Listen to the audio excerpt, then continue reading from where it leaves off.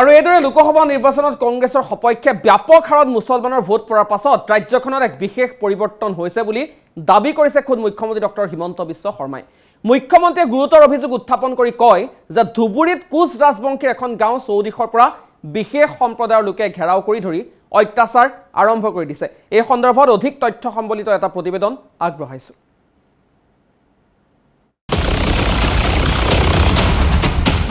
ধুবুৰীৰ গোলোকগঞ্জৰ নিকটৱৰ্তী এই গাঁওখনলৈ মন কৰক।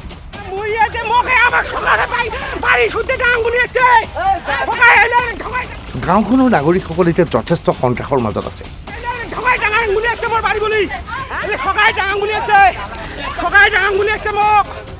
এওঁলোক কোচ ৰাজবংশী নাগৰিক। এই গাঁওখনৰ চৌদিশ ঘেৰাও কৰি ৰাখিছে বিশেষ সম্প্ৰদায়ৰ একাংশ লোকে। এতিয়া এক ভয়ানক পৰিস্থিতিৰ সৃষ্টি হৈছে বুলি দাবী কৰিছে স্বয়ং মুখ্যমন্ত্ৰী ডক্টৰ হিমন্ত বিশ্ব শৰ্মাই। কিন্তু এটা কথা আমি দেখা পাইছোঁ যে যোৱা দুমাহত এটা পাৰ্টিকুলাৰ ৰিলিজিয়নৰ সৈতে জড়িত মানুহে আগত যোৱা দুবছৰ নকৰা কিছুমান কাম তেওঁলোকে কৰি আছে। যেনে যোৱা পৰহি দিনাখন আমাৰ হাতত এটা খবৰ আহিলে, গাঁৱৰ মানুহে কমপ্লেইনো দিব পৰা নাই, ধুবুৰীত এখন কোচ ৰাজবংশী গাঁও আছে, সেই গাঁওখন চাৰিওফালৰ পৰা বিশেষ সম্প্ৰদায় এটাই আৱৰি ৰাখে। যোৱা কিছুদিনৰ পৰা সেই গাঁওখনত কোচ ৰাজবংশী গাঁওখনৰ খেলপথাৰখনত গৈ সেই বিশেষ সম্প্ৰদায়ৰ মানুহে শৌচ পেচাব কৰে। সাংবাদিকসকলে ৰিপৰ্টিং কৰা নাই যে ছাৰ আমি যদি ৰিপৰ্টিং কৰোঁ গাঁওখনৰ মানুহ থাকিব নোৱাৰিব আৰু অত্যাচাৰৰ সন্মুখীন হ'ব। অৰ্থাৎ মানুহকেইজনৰ নিৰাপত্তাৰ কথা চিন্তা কৰি সাংবাদিকসকলে জানিও কথাটো ৰিপৰ্ট কৰা নাই।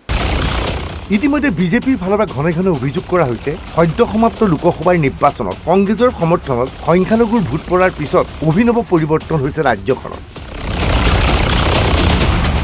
সৰভোগত হিন্দুৰ এখন শ্মশান দখল কৰিব ওলাইছিল বিশেষ সম্প্ৰদায়ৰ লোকে। শ্মশানখনৰ বাহিৰত হিন্দু সমাজে প্ৰস্তুত কৰিছিল এখন তোৰণ, কিন্তু সেই তোৰণখন ঘনে ঘনে ভাঙি দিলে বিশেষ সম্প্ৰদায়ৰ লোকে। পৰহি দিনাখন আৰু তাৰ কেইদিনমান আগৰ পৰা সৰভোগৰ এখন হিন্দু সমাজৰ গাঁও, এখন শ্মশান আছে, চাৰিওফালে এটা বিশেষ সম্প্ৰদায়ৰ লোক আছে, তাত শ্মশানখনৰ গেটখন গাঁৱৰ মানুহে বনায় আৰু তেওঁলোকে আহি ভাঙি দিয়ে। কিয়? শ্মশানখনৰ মাটিখিনি তেওঁলোকক লাহে লাহে লাগে। দেখা গৈছিল সদ্য সমাপ্ত লোকসভাৰ নিৰ্বাচনত কংগ্ৰেছৰ সপক্ষে ব্যাপক হাৰত মুছলমান জনসাধাৰণে ভোটদান কৰিছিল। আনকি ধুবুৰীত 10 লাখ ভোটৰ ব্যৱধানৰ আজমলক পৰাভূত কৰিছিল কংগ্ৰেছৰ ৰকিবুল হুছেইনে। আজি এটা আপোনালোকে এটা ফেচবুক টুইটাৰত এটা পোষ্ট পাব, মঙলদৈৰ এজন বিশেষ সম্প্ৰদায়ৰ ধৰ্মগুৰু এজনে ধমকি দি আছে যে মই অহা 6 তাৰিখৰ পৰা লখিমপুৰত যাম, পুলিচক মই চাই ল'ম, অমুকক নধৰিলে মই অমুক কৰিম, তমুক কৰিম। যোৱা দুবছৰত এই কথাবিলাক নোহোৱা হৈ গৈছিলে।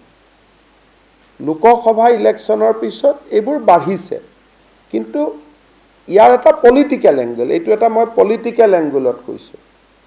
আৰু ক্ৰিমিনেল এংগলৰ পৰা আমি ব্যৱস্থা ল'মেই, কিন্তু পলিটিকেল এংগলৰ পৰা অসমৰ ৰাইজে চিন্তা কৰিব লাগিব যে এটা সামান্য পৰিৱৰ্তনতে তেওঁলোকৰ যিটো সাহস, যিটো নাছিলে, ইমানখিনি সাহস আমি দেখা পাইছোঁ। ডাঙৰ পৰিৱৰ্তনৰ ফালে কেতিয়াবা ৰাজ্যখন গ'লে সাধাৰণ মানুহ যে থাকিব নোৱাৰা হ'ব, এই কথাটো ৰাজনৈতিকভাৱে সচেতন কৰাৰ আমাৰ দায়িত্ব। কিন্তু পুলিচৰ সন্মুখত কালি এনেকুৱাও হ'ব পাৰে যে কোনোবা এজন হিন্দু ল'ৰাও ৰেপত ধৰ্ষণৰ গোচৰত নলবাৰীত পৰিব পাৰে। তাৎপৰ্যপূৰ্ণভাৱে মুখ্যমন্ত্ৰীয়ে লখিমপুৰলৈ গৈ আৰক্ষী থানা ঘেৰাও কৰিম বুলি কোৱা মুক্তিজনৰ কাৰ্যকো তীব্ৰ ভাষাৰে সমালোচনা কৰে।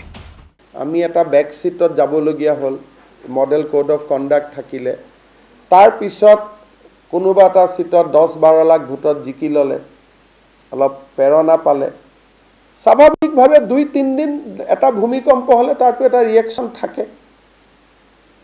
10 লাখ ভোটত ইলেকশ্যন জিকাটোতো এটা ডাঙৰ ভূমিকম্প, গতিকে এটা মৃদু ভূমিকম্প তাৰপিছত লাহে লাহে হৈ থাকে। So we have to deal with that. আমি ডিল কৰি থাকিম। একাংশ মিডিয়াৰ ভূমিকাক মুখ্যমন্ত্ৰীৰ সমালোচনা। নিৰ্বাচনত কংগ্ৰেছ হাৰিছে যদিও ভুল ধৰণে ব্যাখ্যা দিব বিচৰা হৈছে। সংবাদ মাধ্যমক কটাক্ষ মুখ্যমন্ত্ৰী।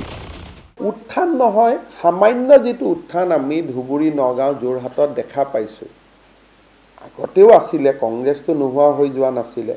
কিন্তু মই আকৌ ঠিক মিডিয়া বুলি ক'লে বেয়া নাপাব, হাৰা পাৰ্টিটোক মিডিয়াই জিকা ধৰণৰ যিটো এটা পৰিৱেশ কৰি দিলে, তাত উৎসাহিত হ'ল, ৰিজাল্টটোত উৎসাহিত হোৱা নাই। কাৰণ আগত 4টা আছিল, এবাৰ 3টা হ'ল, কমিলহে। কিন্তু মিডিয়া এটা এনেকুৱা পৰিৱেশ সৃষ্টি কৰি দিলে যে নহয়, ইহঁতিহে জিকিছে, আমি বিজেপিৰ এমপি টেম্পি জিকাবিলাকৰ নামেই নোহোৱা হৈ গ'ল।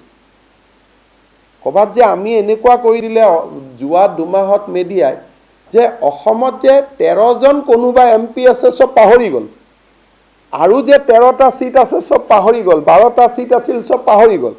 আপোনালোকে সোঁৱে বাৱে কেতিয়াবা কেতিয়াবা হৈ যায় যে ৰজা মহাৰাজাৰ প্ৰতি মানুহৰ দুৰ্বলতা থাকে, আপোনালোকে দুৰ্বলতাত উঠি গ'ল।